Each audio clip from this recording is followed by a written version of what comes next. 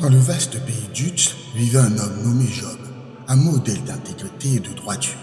Cet homme, animé par une profonde crainte révérencieuse envers Yahweh, se détournait avec fermeté de toute forme de mal. La bénédiction de Yahweh reposait sur lui, et il fut père de 7 fils et de 3 filles, une famille nombreuse et comblée. Job possédait des richesses incommensurables, 7 000 brebis, 3 000 chameaux, 500 paires de bœufs, 500 ânesses et une multitude de serviteurs. Par ses biens et sa renommée, il surpassait en importance tous les hommes de l'Orient. Les fils de Job, liés par une grande fraternité, organisaient à tour de rôle des festins dans leur maison. Ils invitaient toujours leurs 3 sœurs à partager leur table, témoignant d'un esprit de joie et d'unité familiale.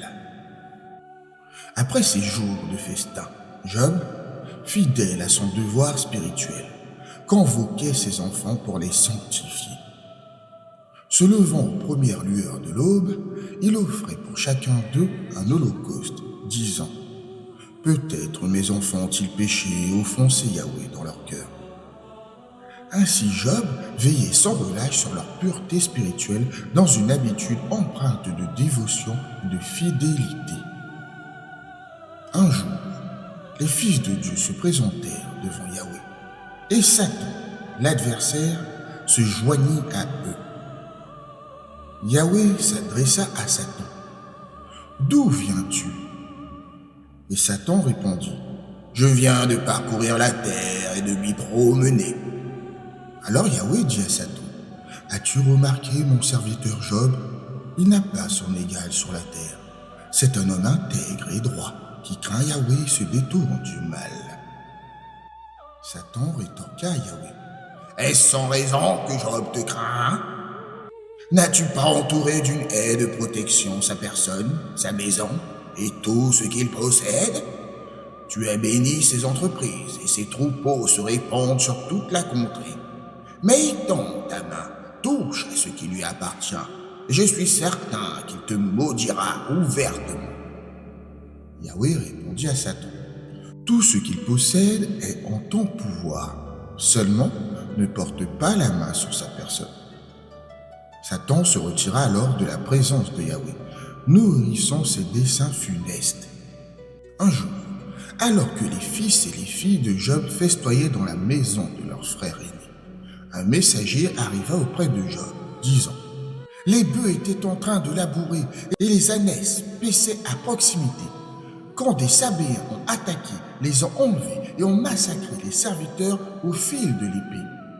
Je suis le seul à avoir échappé pour t'apporter cette nouvelle. » Tandis qu'il parlait encore, un autre arriva et dit « Le feu de Dieu est tombé du ciel.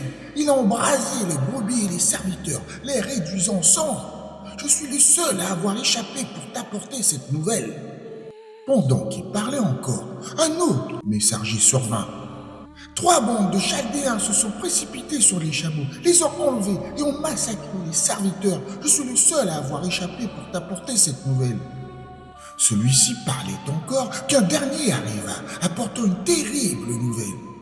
Tes fils et tes filles festoyaient dans la maison de leur frère aîné, lorsqu'un grand vent venu du désert a frappé les 4 coins de la maison. Elle s'est effondrée sur eux et ils sont morts. Je suis le seul à avoir échappé pour t'en informer. Face à cette avalanche de tragédie, Job se leva. Il déchira son manteau en signe de deuil, se rasa la tête, puis tomba face contre terre, se prosternant devant Yahweh. Il dit alors d'une voix chargée d'humilité et de foi, « Nu je suis sorti du sein de ma mère, et nu je retournerai dans la poussière.